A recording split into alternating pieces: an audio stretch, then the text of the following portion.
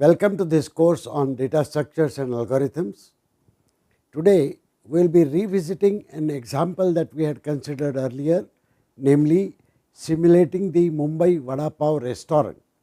But this time, we will add the concept of random number generators to simulate random arrival of people, random order placement, etc., etc. Let us look at the concept of random number generation to begin with. So, as I mentioned in the previous example, we simply assumed a certain time instances when the customer will arrive, when the customer will place an order, the number of items ordered, etc.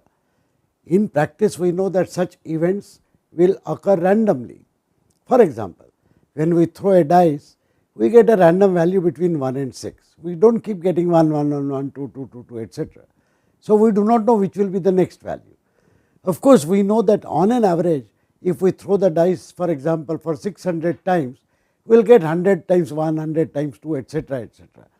Such a property incidentally is called uniformly distributed random numbers, in which every number can occur exactly the same number of times amongst all the possibilities.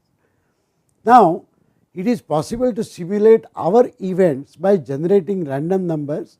These are called pseudo random numbers because these are generated algorithmically. C++ provides functions to generate such random numbers. So, let us look at the random number generation. Consider a dice. If we throw the dice, as I said, we will get sometimes 2, sometimes 6, sometimes 1. The function rand is used to generate uniformly distributed random numbers. Every time you call this function, it will return one number between 0 and a parameter called rand underscore max. This in essence is the largest positive integer number that can be represented on the machine. Of course, it is a very large number. So, anytime you generate a number, you will get any number between 0 and such a large number. But suppose we want to generate numbers between 1 and 6 to simulate the throw of a dice, we could write this small program segment in which I have defined R as a random number, dice as a number that will come out for the dice randomly, and some index R.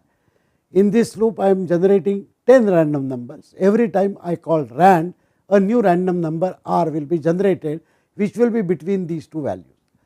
When I take modulo 6 of that R and add 1 to it, I will automatically get a number between 1 and 6. This is just output to show what I will get. For example, if I execute this program segment, I will get this sequence. Unfortunately, if I run this program again, I will get the same sequence because the rand function starts with a predetermined value called seed value to generate the sequence of random numbers. Obviously, if you want to simulate real life situations, then you would like to generate different sequences on different occasions. You can actually do that by using a new function called srand. S stands for seed and it initializes the random number generator with a seed. Of course, if you give the same seed, it will still generate the same sequence. The trick is to give a different seed value to ensure that a different sequence is generated. A typical value that is used to ensure that a different seed is given is simply to use the current time, for which there is a function called time. If you say time 0, the computer system will return the current time. Since that will be different every time, this function call will ensure that a different seed is given to the random number generator. Observe, for example, the output from two different executions where we initialize the seed using this statement. So, one sequence is 4, 2, 6, 5, 5, 1, 6, 1, 1, 2. If you rerun the program, next time you get 1, 2, 1, 3, 1, 3, 6, etc. You can actually try out by running that program segment yourself. Equipped with this kind of random number generator, we shall now see how we can simulate the arrival of people, order placement, etc. by actually using random numbers to simulate the real life experience. We revisit the data structures of that example. You are all familiar with that. For example, food info structure, customer info structure, customer queue structure, etc., etc. They are all standard structures that we had used earlier. We want to maintain the information about order place and the orders that go to kitchen. So, you have order structure. Now, this time it contains all the information of the order. Please note, time for placing order is now to be calculated randomly. Similarly, for kitchen, which contains the information stored in the structure order, additionally it will also have preparation and fulfillment time of order. You will recall that last time we had assumed some arbitrary preparation time. This time we will use random number generators to simulate a real life experience. Look at the functions: load menu, set food items, all of these are same. Customer arrives is also the same function. It pushes the information of the customer on the queue, but please note that the arrival time that it includes now will be generated randomly. Placing an order. Now, here we elaborate a bit more than what we had done last time. First, we generate the token ID, which is a standard sequential next number. Then we randomize the number of items ordered, the item IDs that are ordered, and quantity for each item that is ordered. Once these numbers are generated, the function will calculate the cost of each item in that quantity and the total cost. Next, we will again use randomization to calculate the time for placing order. We will send this order information to kitchen, and the customer exits from that queue, waits on a table for order to be fulfilled. Here is order goes to kitchen function. It loads information about order placed and customer, but it calculates preparation time for the order and then calculate the order fulfillment time. It then updates the list in kitchen list, which we had already seen. Once again, we note that the preparation time for the order will be based on some amount of randomization. Of course, it will be based on the number of items ordered, etc. Finally, the dispatch orders function is very simple. It will sort the list in kitchen list based on the fulfillment time, and it will dispatch orders, so that the customers waiting on the table for the orders to be fulfilled, in the sequence in which these orders are fulfilled, they will be delivered by the kitchen staff and customers can collect them. Please note that the total amount of time for which the customer has to wait is the time since the customer arrives and the time of the fulfillment of the order, which will include all intermediate waiting times, etc. Let us look at the computer program. Much of the program is exactly identical to what we had earlier seen. For example, I have customer info, I have struct food info, orders and kitchen. Please note that for the struct orders, in addition to token ID, we now have number of items, and then of course for each item, the item code, the quantity and the cost, and finally the total cost. In addition, we also put inside this structure the placing order time, which, as I said, should depend upon the number of items that have been ordered with some random value in between. Here is the class restaurant. The private members are cust ID, token ID, food index, etc. And then I have the food infrastructure. I have the list kitchen, which is declared here. Now I have public functions: load menu, set food items, customer arrives, place order and dispatch orders. So the class is very simply similar to what we had earlier used.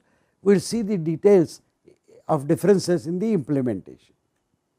We initialize certain set values: customer ID to 0, token ID to 1000 and initial food index to 0. This is the function which will generate random numbers.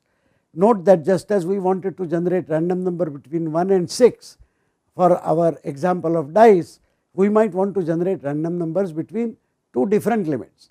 So here is an int low and int high, and you will see how simply I generate the random number, take the modulo high minus low plus 1 and add low. I will exactly get a random number in between these two numbers which define the range. Consider set food items. It is exactly the same as we had seen earlier. Load menu, exactly same as we had seen earlier. Now customer arrives. Here is the difference that we make now. Of course, we add 1 to customer ID as usual whenever customer comes, the customer arrival time is set to time, which is a parameter to this function. We push the customer on the queue and output that customer's information. Where is the randomization then? Wait, it will come as this parameter time. We shall see that in the rest of the program. Here is placing of order. The placing of order, again I will add 1 to the token ID. I define the total cost and P time or placing order time. We need to write code to place the order, to calculate placing order time, and to display order information of customer. This will be the function. In the next slide, we shall see code for these 3 different pieces. We just note that we have initialized the values, we have added 1 to the token ID, and now we have to calculate all of these and put them into the order. So, first of all, how to place order for number of items, where the number of items could be less than or equal to 6. We make that assumption that nobody orders more than 6 items. So, we generate a random number between 1 to 6. This defines the random number of items which a customer orders.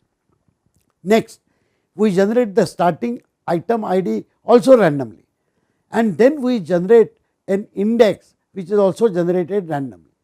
Now, what we do is, for 0 to number of items that we have generated randomly, we will generate an item ID by simply adding item ID plus the index that we have generated, and we will generate the quantity also randomly. We assume that everybody may order between 1 and 10 pieces of a particular item. Once that is done, we push the item ID into order item, quantity into order quantity, and then calculate based on the rate the total cost for that particular item. At the end, we will calculate the total cost, which is updated every time we calculate the cost for an individual item. At the end of this iteration, I would have the total cost calculated, which I assign to order dot total cost. To summarize, we have used random number generator to simulate the real life placing of order by a customer. Every customer will place order for different items, for different quantities, for which he will have to pay. Not only every person will order for different quantities, etc., but depending upon the number of items that are ordered, the order placement time itself will differ, because the clerk at the counter will take longer to enter your order, to calculate the total, etc., etc. So, here is the code to calculate placing of the order time. We start with the assumption that the number of items will determine the total time required to place the order. We take on an average 5 seconds for every item. We add a random aspect by saying that we generate a random number between this value and this plus 15. So, plus minus 15 seconds will be the extra time that may be required. This is exactly same as we had seen. All that we need to do is, the P time is to be added to the customer.queue.arrival time. The arrival time will be generated elsewhere when the customer comes. To that we add the order placement time. If the list is empty, if it is not empty, then now 2 possibilities exist. One, the next customer has not yet arrived, or second, the customer has already arrived and is waiting. Depending upon that, we take the appropriate time to add the order placement time to it. Once we do that, we will get the total order placement time that was required here. This is simply display of the order information of the customer, which is a very standard output statement. Now, let us look at order going to kitchen. Please note that the customer has placed the order, the money has been collected, and the clerk will simply inform the kitchen that such and such order has been placed. So, we have this kitchen, we have this P time, K dot order is set to order, K dot C info is set to the customer queue information by looking at the front. The P time, that is the preparation time now, will depend upon the number of items ordered. Again, we make an assumption that on an average 120 seconds are required to prepare one particular item. So, depending upon the total number of items ordered, the total P time will be this. Of course, we would like to randomize it. So, we are generating a random number between this p time and p time plus 60, so that the preparation time for the kitchen is actually randomly generated. Next, we calculate the order fulfillment time. The order fulfillment time for a customer will be the time required to place the order plus the time required for preparing that order.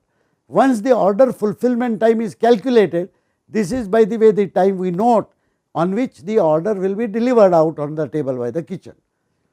Once we have done all these calculations, we push back this K onto the list in kitchen and we just print it out.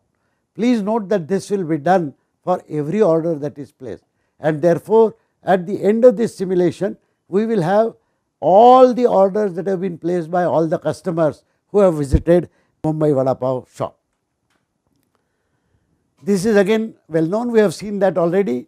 This is dispatch orders thing, which actually sorts the kitchen queue.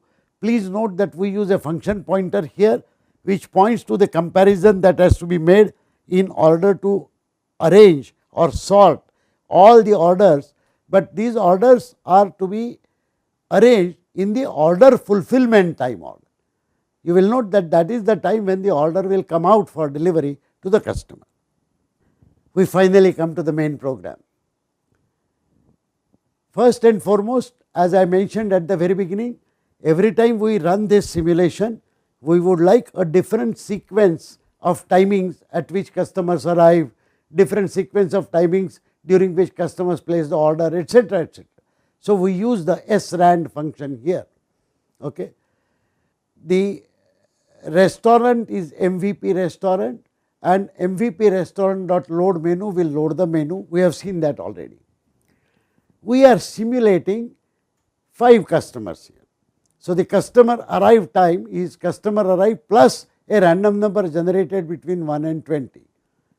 Once that is done, we add the customer arrives by calling this restaurant dot customer arrives, and we give this time as the arrival time. Next, the customer will place an order. Now, the arrival times are already captured. When I invoke place order, it will use that information and randomly generate the placement of order, etc., and it would have completed all the orders that are placed by these 5 customers who have come. Once this is done, I invoke the dispatch order, which involves the sorting of the kitchen list and everything, and finally, I will dispatch all the orders.